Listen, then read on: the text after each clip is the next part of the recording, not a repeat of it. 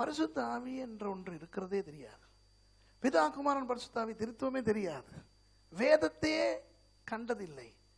ஆண்டவர் எனக்கு பரிசுத்த ஆவியின் அபிஷேகத்தை கொடுத்து அந்நிய பாஷை பேச வைத்தார். இந்த அனுபவத்தை நான் மறப்பேனா? பிற்காலத்திலே நான் இங்கிலாந்து சர்வகலாசாலையிலே கற்றுக்கொள்ளும் பொழுது எனக்கு இறையியல் கற்றுக் கொடுத்தவர்கள் எல்லாம் பெரிய அறிஞர்கள், கிரேக்க மொழியில் புதிய ஏற்பாட்டை வாசிக்கிறவர்கள். கான்கார்ட் பிளேன் தெரியுமா? Supersonic flight.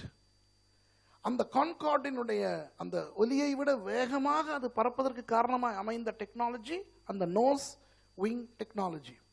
அந்த நோஸ் விங் டெக்னாலஜியை கண்டுபிடிச்ச டாக்டர் ஜூலியன் வார்ட், அவர் ஒரு கிறிஸ்தவர். அவர் ரிட்டையர் ஆகி, ஏவியானிக்ஸ்ல இருந்து ரிட்டையர் ஆகி அவர் ஒரு சிஸ்டமேட்டிக் தியாலஜி ப்ரொஃபஸராக இருந்தார். அவர் தான் என்னுடைய சிஸ்டமேட்டிக் தியாலஜி ப்ரொஃபஸர். அப்போ அவர் நியூமட்டாலஜி படித்துக் கொடுக்கும் பொழுது, பரிசுத்த ஆவியானவரை பற்றி படித்துக் கொடுக்கும் பொழுது, அவ்வளவு பெரிய மகா அறிஞர் எனக்கு கற்றுக் கொடுக்கிறார். கிரேக்க மூல மொழியில் வேதத்தை வாசித்து அவர் கற்றுக் கொடுக்கிறார் எங்கள் வகுப்புக்கு. அந்நிய பாஷை பேசுவது இப்போ உள்ள ஒரு விஷயம் அல்ல, அது 1ஆம் நூற்றாண்டுக்கு மட்டுமே உரியது என்று அவர் கற்றுக் கொடுக்கிறார். என்னால் அதை ஏற்றுக்கொள்ள முடியவில்லை. அவருடைய அறிவு பெரியது, அவருடைய இறையியல் பெரியது, அவர் கிரேக்க மொழியில் வேதம் வாசிக்கிறவர். ஆனால் 79ஆம் ஆண்டு எனக்கு கிடைத்த அனுபவம், அந்த அனுபவத்தை மறக்க முடியுமா? சொல்லுங்க பார்க்கலாம். அனுபவம் சும்மா அனுபவம் அல்ல, அது ஒரு எனக்கு ஏற்கனவே தெரிந்திருந்து மற்றவர்கள் அந்நிய பாஷை பேசுவதை நான் கேட்டு அல்லது சபைக்கு ஒன்றுக்கு மேற்பட்ட தடவைகள் வந்து போய் இருந்த ஒரு நிலைமையில் எனக்கு அது நடந்திருந்தால் கதையே வேறு. ஒன்றுமே தெரியாது. ஒன்றுமே தெரியாத போது அந்நிய பாஷையின் வரத்தை அன்று கொடுத்து என்னை பேச வைத்த அந்த அனுபவம், அன்று நடந்த நிகழ்வுகள், அவற்றை என்னால் மறுக்க முடியவில்லை. அப்பொழுதுதான் ஒரு சவாலை எடுத்தேன். நானும் கிரேக்க மொழி படிப்பேன், நானும் ஒரு இறையியல் அறிஞனாவேன், அப்புறம் நான் ஆராய்ந்து உண்மையை வெளியே கொண்டு வருவேன். அந்த சவாலை கர்த்தர் பார்த்தார். கர்த்தர் என்னை ஒரு பெரிய வெள்ளைக்காரர்கள் மத்தியிலே நான் இறையியல் கற்றுக் கொடுக்கின்ற ஒரு தியாலஜியனாக மாறி இருக்கிறேன். புரியுது உங்களுக்கு? ஆண்டவருக்கு ஸ்தோத்திரம். உங்களுக்கு தெரியும், நிறைய பேருக்கு தெரியும், நான் எபிரேய மொழியில் கிரேக்க மொழியில் வேதத்தை வாசிக்கிற ஒரு ஆள் என்று உங்களுக்கெல்லாம் தெரியும். அந்த நிலைக்கு நான் வர காரணமே இந்த ஒரு அனுபவம். ஆனால் நான் உங்களுக்கு என்ன சொல்ல வருகிறேன் என்றால், திரும்ப போவோம் அந்த 1991ஆம் ஆண்டுக்கு போவோம். 1901ஆம் ஆண்டுக்கு போவோம். அங்கேயும் அந்த 40 மாணவர்களுக்கு அவர்களுடைய அனுபவத்தை நிராகரிக்க முடியவில்லை. சபை சொல்லுகிறது, உங்களுக்கு வந்தது உண்மையான அனுபவம் அல்ல, இது உண்மையாக அந்நிய பாஷையை நீங்கள் பேசவில்லை, நீங்கள் பொய் செய்கிறீர்கள், அது 1ஆம் நூற்றாண்டுக்கு மட்டுமே உரியது. இவர்களால் அந்த அனுபவத்தை மறுக்க முடியவில்லை. ஆகவே இவர்கள் சபையை விட்டு பிரிந்தார்கள். சபையை விட்டு இவர்கள் பிரிந்தவுடன் சபை இவர்களை பிரிவினைவாதிகள் என்று சொல்லிவிட்டது. பிரிந்தவர்கள் இவர்கள் தங்கள் அந்த ஊழியத்தை இவர்கள் அந்த அபிஷேகத்தில் செய்ய ஆரம்பித்தார்கள். அதிலே ஒருவர், ஒரு கருப்பு இனத்தவர் இருந்தார், லாஸ் ஏஞ்சலிஸ்ல இருந்து வந்திருந்தவர் அங்கே கேன்சஸுக்கு. அவர் போய் ஒரு சபையை தொடங்கி லாஸ் ஏஞ்சலிஸிலே அசூசா ஸ்ட்ரீட் என்கின்ற அந்த தெருவிலே ஒரு சபையை தொடங்கினார். அந்த 20ஆம் நூற்றாண்டு ஆரம்பத்தில் அசூசா ஸ்ட்ரீட் ரிவைவல் என்கின்ற அந்த எழுப்புதல் அப்படியே அமெரிக்க தேசத்தை உலுக்கியது. அதன் மூலம் உருவான சபைகள் தான் அசெம்பிளிஸ் ஆஃப் காட் சபை, சர்ச் ஆஃப் காட் சபை, இப்படி பெந்தெகோஸ்தே சபை உருவாகியது. இப்போ நடந்த ஒரு சமாச்சாரத்தை நான் சொல்லுகிறேன், கேளுங்கள். என்ன நடந்தது என்றால், இந்த பெந்தெகோஸ்தக்காரர்களை பார்த்த சபை பயந்தது. இது ஒரு கள்ள உபதேசம் என்று நினைத்தது.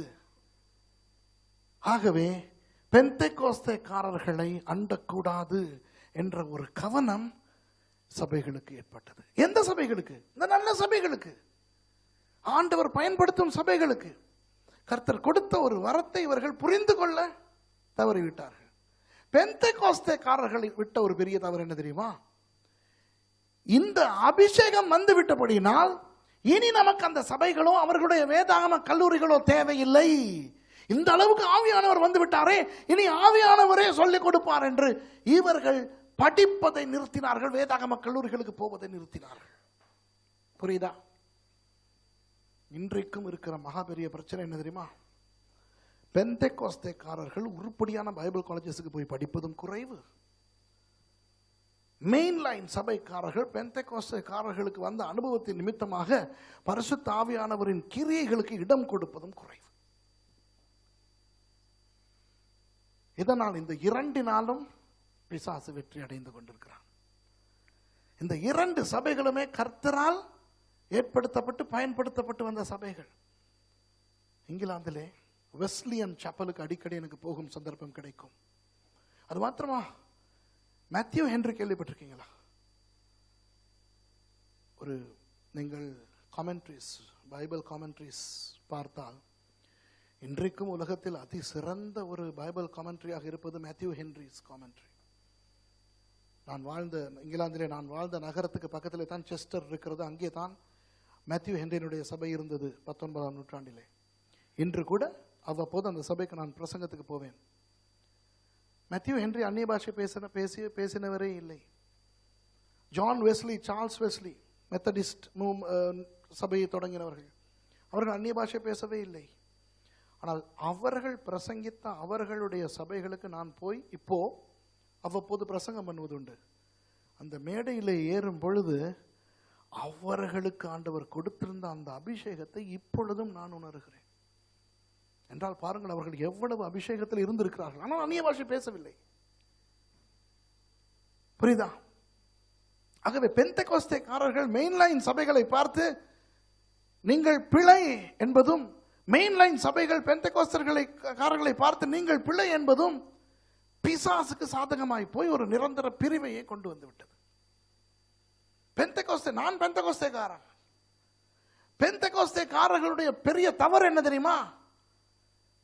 இந்த மெயின்லைன் சபைகளை போல இவர்கள் இறையியல் படிப்பது கிடையாது. ஆவியானவர் சொல்லிக் கொடுப்பார் என்று கள்ள உபதேசங்களுக்கு இடம் கொடுத்து ஆட்டம் போட்டுக் கொண்டிருக்கிறார்கள். ஒரு கட்டுப்பாடு, ஒரு ஒழுங்கு இல்லாமல் சிலர், எல்லாரும் அல்ல, அநேகர் அந்நிய பாஷை பேசுவது உண்டு. ஆனால் பொய்க்கு அந்நிய பாஷை பேசுகிறவனும் உண்டு. உண்மையாய் அபிஷேகம் வந்து தாங்க முடியாமல் விழுகிறவனும் உண்டு. ஆனால் 99% பொய்க்கு விழுகிறவன் உண்டு. கர்த்தர் உண்மையாய் சுகமாக்குகிறவர்கள் உண்டு, பொய்க்கு சுகம் வந்ததாக சொல்லுகிறவர்களும் உண்டு. கர்த்தர் உண்மையிலேயே தீர்க்க தரிசனங்கள் சொல்லுவதும் உண்டு, பொய்க்கு தீர்க்க தரிசனம் உரைக்கிறவன் தான் கூடுதலாக உண்டு. ஆகவே இவற்றை பார்க்கும் பொழுது பெந்தெகோஸ்தேக்காரர்களாகிய எங்களுக்கே தலை சுற்றுகிறதே. மெயின்லைன் சபைகளுக்கு தலை மட்டுமா சுற்றும், உடம்பே சுற்றும். இதுதான் பிரச்சனை. என்ன, இந்த கடைசி காலத்திலே நீங்கள் எதுவாக இருந்து விட்டு போங்கள், எனக்கு பிரச்சனை இல்லை. நீங்கள் பெந்தெகோஸ்தேக்காரர்களாக இருந்து விட்டு போங்கள், மெயின்லைன் காரர்களாக இருந்துட்டு போங்கள், எனக்கு பிரச்சனை இல்லை. வசனத்தின்படி பரிசுத்த ஆவியானவர் அவருடைய செயல்பாடுகளை நாம் நிறுத்த முடியாது. அதை புரிந்து கொள்ள வேண்டும். இப்போ அந்நிய பாஷை பேசுகிறவனுக்கு உள்ளே மட்டும்தான் பரிசுத்த ஆவியானவர் இருப்பார் என்றால், John Wesley, Charles Wesley, DL Moody, William Carey இவர்களுக்குள்ளே பரிசுத்த ஆவியானவர் இருக்கவில்லை. என்ன கதை ஐயா இது? அவர்களுக்குள்ளே பரிசுத்த ஆவியானவர் இல்லாமல் அவர்கள் அவ்வளவு பெரிய சாதனையை படைத்த உலகத்தை கிறிஸ்தவ சுவிசேஷத்தால் நிரப்பினார்கள். அப்போ வேதம் என்ன சொல்லுகிறது? அப்போ அவர்களுக்கு என்ன நடந்தது? அப்போஸ்தலர் புத்தகத்திலே நான் இதை உங்களுக்கு விளங்கப்படுத்த விரும்புகிறேன். அன்பானவர்களே, பரிசுத்த ஆவியானவர் ஒரு மனுஷனுக்குள்ளே வருவது அவன் ரட்சிக்கப்படும் பொழுது. பரிசுத்த ஆவியானவர் உள்ளே வரும் பொழுது அவன் அந்நிய பாஷை பேசவும் தேவையில்லை, தீர்க்க தரிசனம் உரைக்கவும் தேவையில்லை. அந்த பாயிண்ட் விளங்குதா உங்களுக்கு வேதத்தின்படி? ஆனால் இன்னொரு அனுபவத்தை பற்றி இயேசு பேசுகிறார். ஒரு தடவை இயேசு தன்னுடைய சீஷர்களை பார்த்து அவர்கள் மேல் ஊதி பரிசுத்த ஆவியை பெற்றுக்கொள்ளுங்கள் என்றார். பரிசுத்த ஆவியை பெற்றுக்கொண்ட சீஷர்கள் தான் இப்போ ஒலிவமலையிலே காணப்படுகிறார்கள் இயேசு பரத்துக்கு எடுத்துக்கொள்ளப்படும் போது.